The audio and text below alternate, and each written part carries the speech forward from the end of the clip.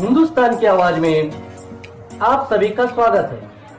मैं हूं आपका दोस्त मोहम्मद मुकीम शेख। आइए देखते हैं आज के मुख्य समाचार। आज हमारे साथ में है मुंबई प्रदेश कांग्रेस सेवा दल के अध्यक्ष सतीश मनचंदा जी।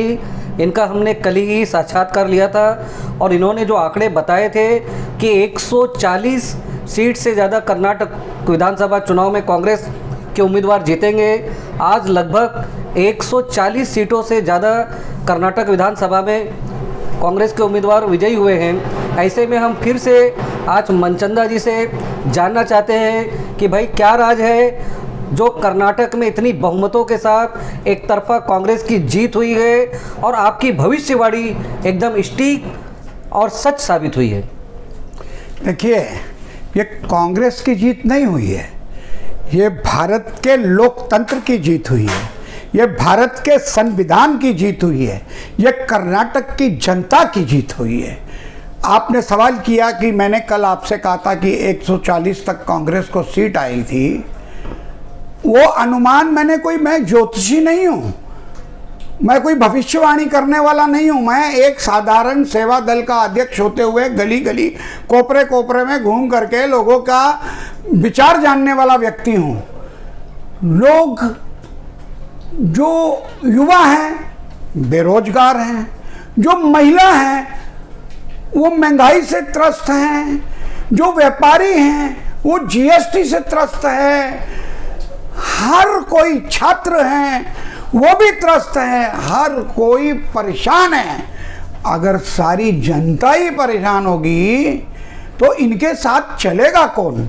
उन सब चीज़ों को ध्यान में लेते हुए फिर गांव खेड़े में किसान परेशान है। झूठे वादे, 15 करोड़ तो छोड़ दीजिए, 15 लाख वाली बात पुरानी हो गई, वो बात मैं नहीं करता। मोदी ने, प्रधानमंत्री जी ने खुद कहा था कि 2022 में किसानों की आय दुगनी होगी। क्या दुगनी हुई? मोदी जी ने कहा था भारत की 140 करोड़ जनता को पक्के मकान मिलेंगे। क्या उनको पक्के मकान मिले? उल्टा, वो जो कोरोना काल में हर सरकारों ने, जब महामारी आती है तो जनता को मुफ्त में इलाज किया है, टीके लगाए हैं।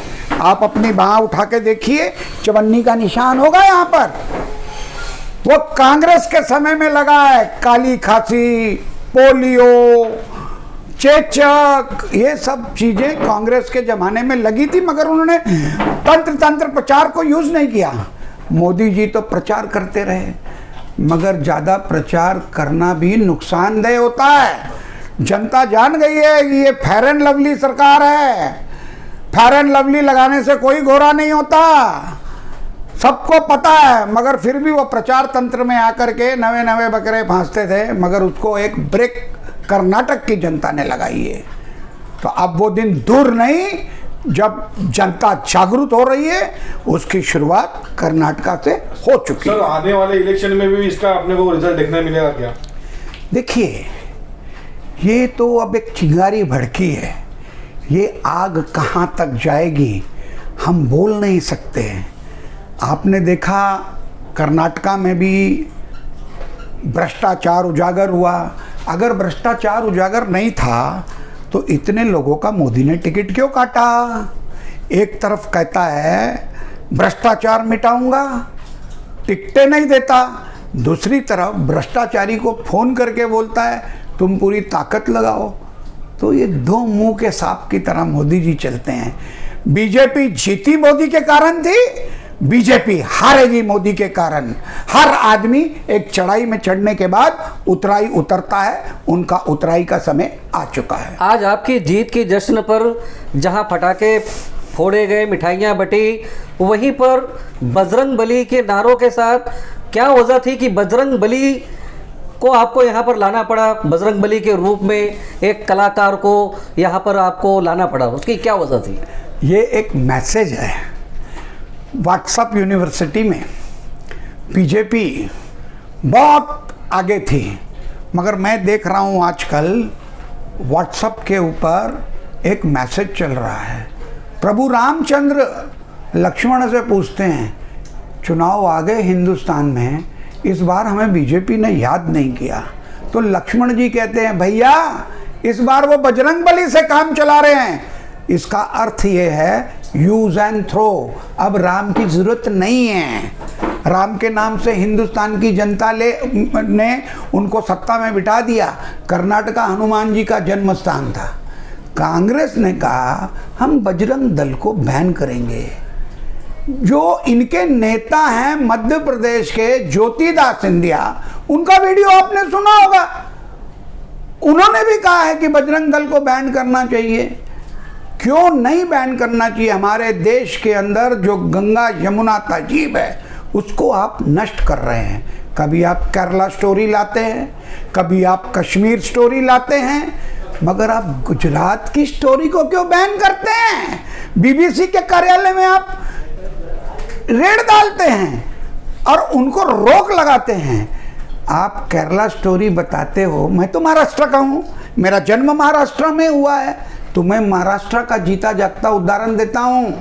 एक सेलिब्रिटी सलमान खान, सलीम खान जी के और हेलन जी के बेटे, उनको कचरा कुंडी में से एक छोटी कन्या मिली थी। उस कन्या के गले में स्वास्तिक का लॉकेट था, तो उन्होंने ये माना कि ये हिंदू बच्ची होगी। पालन पोषण किया, बड़ी की और उसको हिंदू के साथ विवाह करके दहेज दिया, कार दी, बंगला दिया और करोड़ों रुपया दिया। ये क्यों नहीं मीडिया दिखाता? ये क्यों नहीं बीजेपी बताती?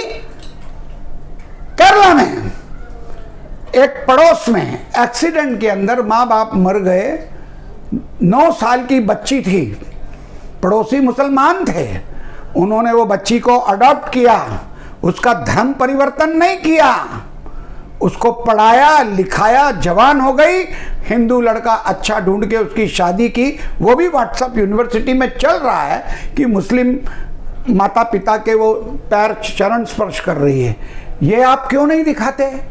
जब अदालत ने आपको पूछा शोकाज नोटिस में कि केरला स्टोरी में कुछ तथ्य आपके पास हैं तो प्रोड्यूस करो, क्योंकि ममता बनर्जी इसको बैन कर रही है, तो उसके प्रोड्यूसर डायरेक्टर ने ये लिखत में हलफनामा दिया है कि ये काल्पनिक स्टोरी है। तो आप काल्पनिक स्टोरी को हिंदू मुसलमान में क्यों बनाते हैं? ये काल्पनिक स्टोरी ऐसे भी बन सकती है कि बजरंग दल वाले कैसे अत्याचार करते हैं, हिंदुओं को और मुसलमानों को बांटने के लिए ये बहुत प्रयत्न करते हैं, मगर ये नहीं सोचते हैं कि जिस समय पाकिस्तान से युद्ध हुआ था, हमने लाहौर तक कैप्चर किया था। लाल बहादुर शास्त्री जी प्रधानमंत्री थे, हमारे पास पैसे नहीं थे हथियार खरीदने के लिए, और लाल बहादुर शास्त्री जी ने जब आह्वान किया पैसे चाहिए, तो हैदराबाद के निजाम ने 5 टन सोना दिया था। तो क्या वो हिंदू था, मुसलमान था? जितना योग्य हिंदुओं का देश की स्वतंत्रता में, देश की उन्नति में है, चाहे वो अब्दुल मौलाना आज़ाद रहे हों, चाहे कलाम जी रहे हों, इनके जैसे कई मुसलमानों का योगदान रहा है, उस योगदान को हम भूल नहीं सकते हैं। तो ये जो सबक बजरंग बली का मिला है कि बजरंग बली तुम्हारे साथ नहीं है, बजरंग बली तोड़ भ्रष्टाचार की नली, यही संदेश बजरंग बली के माध्यम से हम देना चाहते हैं। हिंदुस्तान की आवाज़ यूट्यूब चैनल को और इस बेल आइकन को जरूर दबाइए ताकि आपको हमारे वीडियो का लेटेस्ट अपडेट मिल सके, जो कि बिल्कुल मुफ्त है।